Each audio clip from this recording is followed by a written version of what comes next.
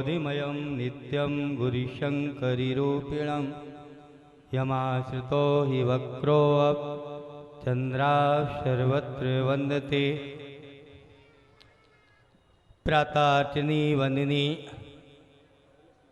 व्यासपीठ पर विराजमान परम पूज्य श्रद्धेय चरण करों में साष्टांग दंडवत बंदन। बहुत ही दिव्य ये कथा ऐसी दिव्य है, महाराज श्री के मुखारविंद से निकला हुआ शब्द शास्त्र के समान है। सुखदेव जी के मुखारविंद से जो आप कथा सुनी, राजा परीक्षित ने गंगा के तट पर, वही सौभाग्य आप सबको प्राप्त हुआ है। इन्हीं आमंत्रण के अंदर परम पूज्य वंदनी महामंडलेश्वर 1008 राम जानकी मंदिर गंजरी पूजपाठ श्री राम शरणदास जी महाराज, जो पावागढ़ हलौल बहुत शक्तिपीठ वहाँ से पधारे हुए बहुत दिव्य अद्भुत संत, उनके चरणों में वंदन। परम पूज्य वंदनी प्रातः स्मरणी सुरत्न प्रिय श्री मान दयारामदास जी महाराज, परम पूज्य वंदनी सप्तसिंगी महाराज से पधारे हुए परम पूज्य श्री विष्णुदास जी महाराज अने और वक्ताश्रियों, साथ ही डांग विस्तार ने तेजस्वी ओजस्वी वक्ता साध्वी श्री यशोदा दीदी अने संगीतकार बंधो, भक्ति स्वरूपा भाइयों, शक्ति स्वरूपा सन्नारियों, देवियों, बहुत ही अद्भुत। आपने कुछ तो अच्छा किया होगा। पुण्य पुण्य मिले ने संता।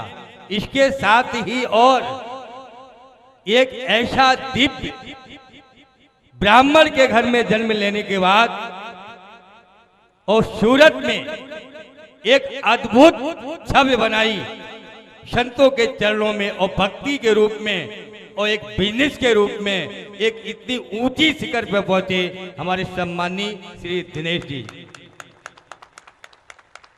बहुत ही अद्भुत संतों के प्रति नम्रता, इनको देखो तो बिल्कुल मुखारविंद से हमेशा हंसते ही रहते, क्योंकि इन पे जो ये स्थान है ना, जानकी घाट, बहुत ही दिव्य संतों की सेवा। आप संतों को तो देखा होगा सूरत में बहुत से, लेकिन मुझे एक शब्द याद आता है कि मौसम में बहार आती है, मौसम में बहार आती है जब बसंत आता है, मौसम में बहार आती है जब बसंत आता है, और जीवन में बहार आती है जब ऐसा महापुरुष संत आता है। ऐसे चरणों का सानिध्य कथा मुखारविंद से श्रवण करने, इतनी पवित्रता, जो कहते दरस परस, जिनके दर्शन से चरणामृत पान करने से पापों का नाश हो। हम तो कहते कि दिनेश जी आपके पितृधन हो गए, पूर्वज ऐसी सुंदर कथा, ऐसे दिव्य महापुरुषों थे। कथाकार तो आज हमारे सूरत में जरे स्यालो था चालू था तो गली गली कथा चालू होए। कथा तो पिता को मिटाती है। रामचरितमानस में लिखा कि लागी श्रवण श्रवण मन लाई, आदौ ते सब कथा सुनाई, सुनते सीता कर दुख भागा, राम नाम ये सुमरन। तो ऐसा दिव्य अधिक ना कह के महापुरुष के चरणों में दे, महाराज जी के चरणों में कोटि कोटि वंदन, सबके साधुवाद। जय भारत, जय श्री राम। अभी परम पूज्य श्री वंदनी महामंडलेश्वर 1008 राम शरणदास जी महाराज से निवेदन करूंगा कि महाराज श्री आप आशीर्वाद वचन परम पूज्य श्री शास्त्री जी महाराज।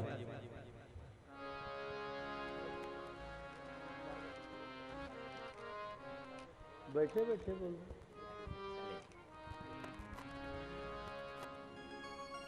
हरि ओम। पूर्णमदः पूर्णमिदं पूर्णात् पूर्णमुदच्यते पूर्णस्य पूर्णमादाय पूर्णमेवावशिष्यते।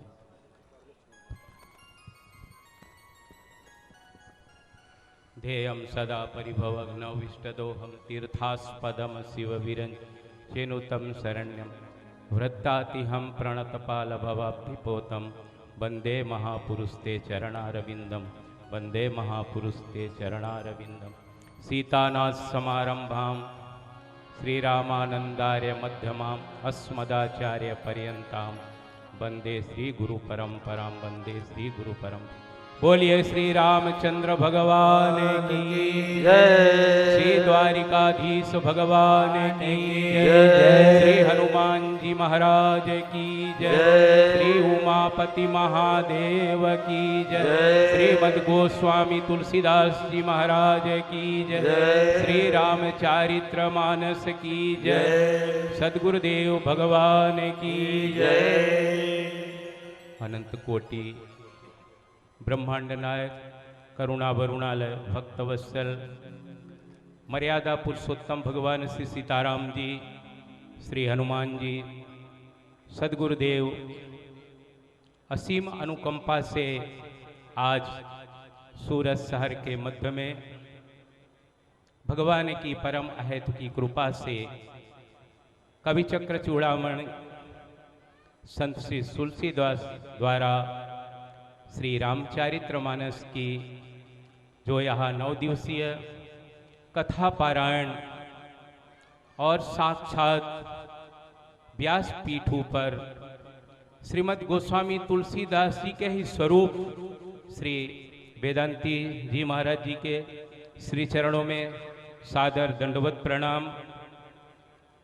सूरत शहर के दक्षिण गुजरात के भरत साधु समाज और ताप्ती सूरत मंडल के समादरणीय महंत श्री सीताराम दास जी महाराज श्री, आदरणीय श्री दयाराम दास जी महाराज श्री, आदरणीय विष्णुदास जी महाराज श्री और मंचस्थ विराजमान संतों, संगीतज्ञ भूदेवों, यजमानों, भाइयों, श्रद्धामयी माताओं, बहनों।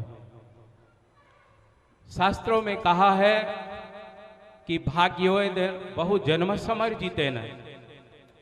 जब हमारे पूर्व जन्म के अतिशय पूर्ण होते हैं तब कहीं ऐसी सुंदर कथा सुनने और सुनाने का सौभाग्य मिलता है। भगवान की ये जो कथा है गोस्वामी जी ने लिखा, भव सागर चाह पार जो पावा राम कथा ताकर दृढ़ नावा। जिसको इस अपार भव सागर से पार उतरना है, पुनरपि जननम पुनरपि मरणम पुनरपि जननी जठरे सैनम। यही संसारे खल दुख हारे कृपया पाहे पाही मुरारे। भजु गोविंदम भजु गोविंदम गोविंदम भज मूढ़ मते। ते जन्म मरण रूपी जो संसार का काल चक्र है, उससे अगर हमें बचना है तो जब तक हम भगवत आश्रय ग्रहण नहीं करेंगे, सद्गुरुओं की शरण में नहीं जाएंगे, ग्रंथ की शरण में नहीं जाएंगे, तो बारी मथे घृत होत है सिकता ते बरु तेल। गोस्वामी तुलसीदास जी ने कहा कि कदाच पानी को मथने से कदाच घी निकल सकता है, वालू को घिसने से कदाच तेल निकलता है, पर भगवान की भक्ति के बिना ये भवसागर तरा नहीं जा सकता है। इसलिए भवसागर उतरने के लिए ये रामचरित्र रूपी ये नौका है, और ये जो गुरुजन है ये तारणहार है, ये नाविक है, और राम नाम नौका में आप बैठ के जाएंगे तो जरूर भवसागर तर जाए, इसमें कोई संशय की बात नहीं है। श्री रामचरितमानस एक अद्भुत ग्रंथ है। रचि महेश निज मानस रखा पाई सुसमय शिवासन भाखा। सत्यम शिवम सुंदरम, ये परीक्षा किया हुआ एक ग्रंथ है। भगवान विश्वनाथ के मंदिर में आप सबको एक कथा पता ही है, तो आप सब खूब भाग्यशाली है कि इतनी सुंदर और इतने सुंदर वक्ता आज के समय में गुरु परंपरा युक्त कथाएं कहने वाले बहुत कम वक्ता हैं। श्रोताओं को शायद अनुकूल पड़े या ना करे, अभी तो गजल और कव्वाली इत्यादि इत्यादि सब कथाओं में होता है, लेकिन हमारे पूज्य श्री वेदांती जी प्राचीनतम परंपरा, जो अयोध्या की परंपरा, संतों की परंपरा है, जिसके सुनने मात्र जन्म जन्म की भव बाधाएं मिटती है, ऐसे पूज्य बापू जी हैं। तो आप सब, हम यजमान परिवार श्री दिनेश भाई और आपकी जो समिति है उसको मैं साधुवाद देता हूं कि जो आपने व्यास का चयन, क्योंकि हमारे ग्रंथों में व्यास कैसा होना चाहिए उसका भी वर्णन किया है और श्रोता कैसा होना चाहिए उसका भी वर्णन किया है। तो हमारे श्री महाराज जी अयोध्या से गुरु परंपरा युक्त जो कथा मैंने बहुत सुना और खूब खूब आनंद हुआ। भगवान की कथा, भक्तों की कथा, राम नाम की महिमा, और राम नाम की महिमा कौन वर्णन कर सकता है। चरितम रघुनाथ शतकोटि प्रविस्तरम एकैक अक्षरम पुंसा महापातक नाशनम। भगवान कलयुग केवल नाम आधारा, सुमिर सुमिर नर उतरहि पारा। हमारे संत एक दृष्टांत देते हैं कि एक बार इंद्र ने अपने गुरु, पद्म पुराण में कथा विदित है, इंद्र ने अपने गुरुदेव बृहस्पति से पूछा कि महाराज, भगवान श्री हरि, भगवान विष्णु, भगवान राम अनेक राक्षसों, अनेक पापियों का संहार किया, लेकिन भगवान विष्णु ने बलि को क्यों नहीं मारा? वो जो त्रिविक्रम है, वो बामन अंगुलिया बन के उनके पास क्यों नमन करने गए, वंदन करने में गए, एक भिक्षुक का रूप लेने गए? क्योंकि हमारे यहाँ कहा है कि मागन से मरनो भलो, जो कोई मागन जाए उनके पहले वो मरे, जिन मुख निक्सा नाय। तो मांगने जाते हैं, इसका कारण क्या? भगवान चाहते तो सकृत सुदर्शन से इच्छा मात्र से बलि का संपूर्ण हरण कर, पर ऐसा बलि में क्या खासियत थी? तो गुरु बृहस्पति कहते हैं, हे देवराज इंद्र, ये पूर्व जन्म में ये जो बलि राजा है एक बिगड़ा हुआ आदमी था, जितने कुलक्षण थे वो सब उसमें पूर्व जन्म बलि में ये विद्यमान थे।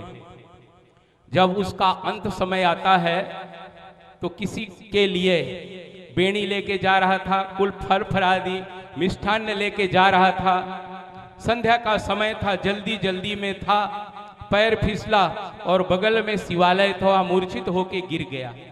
फिर उसको विचार आया कि हम जिसके लिए ले जा रहे थे उसके पास मैं पहुंच सकता नहीं, क्योंकि मेरा अंत मुझे नजदीक दिख रहा है। ऐसा शास्त्रों में संतों के द्वारा कहीं कथा में सुना है, इसलिए कभी एक दो अक्षर भी भगवान के पढ़ जावे और आपने जीवन में धारण कर लिया तो आपका जीवन, आपका बेड़ा पार हो जाएगा। उसने कहीं कथा में सुना था कि पत्रम पुष्पम फलम तो यमयो में भक्ता प्रयक्षति, जो भाव से मेरे को पत्र पुष्प फल जो भी अर्पण करता है उसको अनंत फल देता हूं। ये शब्द भगवान श्री कृष्ण ने अर्जुन से कहा था। तो एक शिवालय था बगल में, वो वहीं पुष्पमाला और फल फरादी अर्पण करता और वहीं उसका प्राण छूट जाता है। यमराज के दूत आते हैं, क्योंकि पापी जीव था। हाँ, ये ध्यान रखना, भले हम संसार में आए हैं, हमारे संत बोलते हैं भले मुट्ठी बांध के आए हो, लेकिन जब जाओगे तो हाथ पसार के नहीं, पाप और पुण्य की जो गठरी लेके जाओगे, आए हैं सो जाएंगे। राजा रंक फकीर एक सिंहासन चढ़ चले, एक बंधे जंजीर। जो भगवान के भक्त हैं, जो गीता रामायण का पाठ श्रवण करते हैं, माता पिता गौ गोविंद की सेवा करते हैं, उनके लिए तो भगवान के विमान आते हैं, भगवान के पार्षद उनको लेने के लिए आते हैं। जो पापी है, जय माँ नहीं मातु पिता नहीं देवा, साधुन सन करवा वही सेवा। तो भगवान उनके लिए पार्षद नहीं भेजते, वो पाड़ा वाले झुमरा जाते हैं, यमफास में बांध के घसीट के ले जाते हैं। इसलिए भगवान ने ये दुर्लभ में दुर्लभ शरीर दिया है। दुर्लभ हो मानुषो देहो देही नाम क्षण भंगुरः तत्रापि दुर्लभम मन्ने वैकुंठ प्रिय दर्शनम। इसलिए 84 लाख योनि में भ्रमण करते यह मनुष्य अवतार मिला है, इसलिए सावधानी पूर्वक जीना। ये कथा तुमको मनुष्य मानव बनाएगी। अगर मिर्ची है वो तीखी नहीं हो, अगर वो लीमड़ा का पत्ता है वो अगर कड़वा नहीं है, अगर शक्कर है साकर हो उसमें मिठास नहीं है, तो वो शक्कर नहीं है। ऐसे हमारे जीवन में भगवान ने हमें मनुष्य बनाया, पर हम मनुष्य बन के अगर नहीं जिए तो हमारे लिए धिक्कार है। हाँ, गीता में भगवान ने अर्जुन से कहा, अभयम सत्य संसुद्धि ज्ञान योग व्यवस्थिति दानः दमस्य यज्ञश्च स्वाध्याय तप आर्जनम। 8 वस्तु जीवन में धारण करो। जरूर भगवान श्री रघुनाथ जी आपको लेने आएंगे, भगवान के पार्षद आपको लेने आएंगे, आप कथा के अधिकारी बनेंगे। तो वही जब वो पापी जीव को यमराज के दूत ले जाते हैं तो कहते हैं भाई इसका लेखा जोखा देखो। हमारे शास्त्रों में कहा है चित्र वो बैठे रहते हैं, सूर्य और चंद्र दिन में किया हुआ पाप और पुण्य, सूर्य दिन के साक्षी और रात के चंद्रमा। आप हम सब यहाँ जो बैठे हैं ना, वो चंद्रमा साक्षी कि आप यहाँ 8 बजे से 11 बजे तक भगवान रघुनाथ जी की कथा सुना, आपने कीर्तन किया, आपने राम नाम लिया, तो उसकी साक्षी चंद्रमा पूरेंगे और दिन की सूर्य नारायण। तो जब कहा देखो इसके लेखा जोखा, तो कहा इसके लेखा जोखा में कुछ सत्कर्म है नहीं, ये दुराचारी है, ये पापाचारी है, ये मांसाहारी है, ये शराबी है, ये छल और कपट द्वारा लोगों को कितने को लूटा और खसोटा है, इसके जीवन में कोई सत्कर्म नहीं है। फिर भी धर्मराज कहते नहीं, देखो भूले चूके भगवान का नाम कैसा है, भाव कुभाव अलग आलसहु नाम जपत मंगल दिशि दसहु। अगर आपने भूल चूक से भी दक्तम हुक्तम कुछ भी सत्कर्म किए हो तो जरूर मिलेगा। तो ध्यान से देखा, जब ध्यान से देखते हैं उसमें वो लिखाता है कि जब ये मरण सन्न हुआ, ये बेणी और प्रसाद और फल फरादी किसी दूसरे को देने के लिए जा रहा था, लेकिन मंदिर के पास में जल्दी में था, पग फिसल गया, एक्सीडेंट हो गया, वहां नहीं जा सका, तो भगवान शिव को अर्पण किया।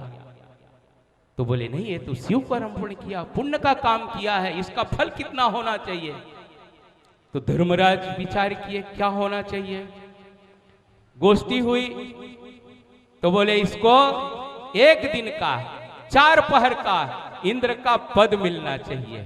विचार करो, जिसने थोड़ा सा दान पुण्य किया है, और दिनेश भाई वगैरह इतना पुण्य करते हैं, कितना फल मिलेगा। हाँ, कुलम पवित्रम जननी किता वसिंधरा गुणवती तेन सर्गदोपि स्थो पितरोपि धन्या ऐसा कुल वैष्णव नाम ध्येयम। ये हमारे शास्त्रोकारों ने नीतिकारों ने कहा, धन्य है माता, धन्य है वो मातृभूमि जहाँ ऐसे भक्त होते हैं। तो 4 पहर के लिए इंद्र को कहा गया कि इसको खाली कर दो, इसको बैठा दो। अब वो तो एक शराबी मवाली आदमी बैठा बट से है, नारद जी गंधर्व बरोबर बीणा बगाओ, अप्सरा और अंबादी कहे बरोबर चल होने दो, डिस्को होने लगा। उसमें नारद जी भी थे, नारद बोले हे बाबा बरोबर गाओ, बरोबर कूदो, बरोबर डिस्को करो। पहले तो नारद जी कुछ नहीं बोले, लेकिन जब 3 पहर व्यतीत हुआ, 4था पहर आया तो नारद जी खड़खड़ा खूब हंसे। बोले बाबा हंस क्यों रहे हो। बोले बेटा अब 1 ही पहर बाकी है, 3 पहर तो तुमने सुख भोग लिया, 4था पहर में तुमको फिर नरक की यातना, यम यातना।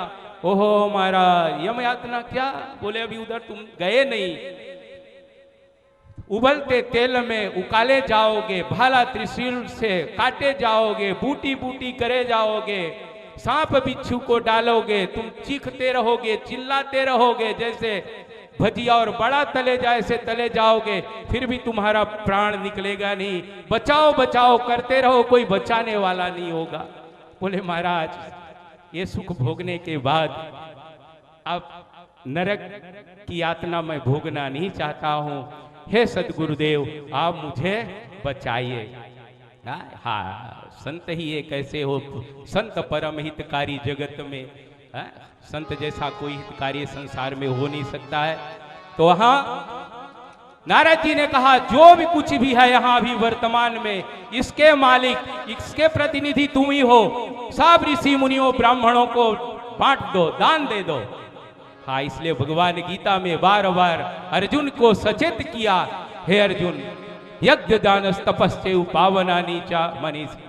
यज्ञ, दान और तप, ये तीन कर्म हर प्राणी, हर मनुष्य को करना चाहिए, तभी उसका जीवन धन्य बनेगा।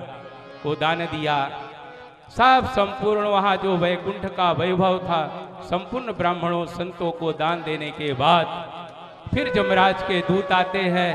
तो बोलता है, अरे पहले हमने तो एक वेणी और कुछ फल फूल भगवान शिव को दान दिया, तो 4 पहर का मैं इंद्र के आसन में बैठा, और इतना दान देने के बाद क्या मैं यम यातना में जाऊंगा? तो कहे, नहीं भाई नहीं, अब तुमने इतना दान पुण्य किया है, अब तुम भगवान के धाम के अधिकारी हो। इसलिए रामायण, गीता, भागवत सभी ग्रंथ हमें सत्कर्म करने की प्रेरणा देते हैं। जो पूज्य बापू जी ने कहा था, धना भगत की कथा कि खिलाया संतों के पेट में और परमात्मा ने उगाया खेत में। इसलिए कलयुग में 4 धर्म है, कलिमह एक प्रकार, जैन केन विधि दीने दान करे कल्याण। आप जो कुछ भी यहाँ पोथी में महाराज श्री के द्वारा आप दान पुण्य करेंगे, तो अयोध्यापुरी में आपको पता है कि 22 तारीख को अनंत कोटि मर्यादा पुरुषोत्तम भगवान श्री राम दिव्य और भव्य मंदिर में विराजमान होंगे, और राम राज बैठे त्रैलोका, हर्षित भये गए सब शोका, वैर न कर काहू सन कोई, राम प्रताप विषमता खोई। भगवान राम भगवान धर्म के स्वरूप है, विग्रह है, और वहां हम सब जाके अपने जीवन को धन्य करेंगे। और जब भगवान बैठ जाएंगे, हम ये समझते हैं संतों के आशीर्वाद और आप सबके पूर्वजों का दिया हुआ बलिदान, ये 22 जनवरी ये हमारे भारतवर्ष के लिए एक उत्सव और महोत्सव का दिन होगा। जैसे हम रामनवमी, हम बैष्टा बरस, हम 14 मकर संक्रांति मनाते हैं, ऐसे हम आप सबके जीवन में ये एक दिव्य और अद्भुत घड़ी होगी। और महाराज श्री के चरणों में आप सबको वंदन करते हुए हमको भी यहाँ आने का, बाप जी का दर्शन का सौभाग्य मिला। हम अपने को प्रति उपकार करो का तोरा, सन्मुख हो ही न सकत मन मोरा। हमारे ऐसे पूज्य श्री दयाराम दास बापू ने असीम अनुकंपा, और हम लोग सब जहाँ भी जाते हैं तो पूज्य सीताराम बापू, पूज्य दयाराम दास जी बापू, श्री अखिलेश्वर दास बापू जी, ये सब संतों हम 4-5 कहीं जाते, बहुत आनंद होता है।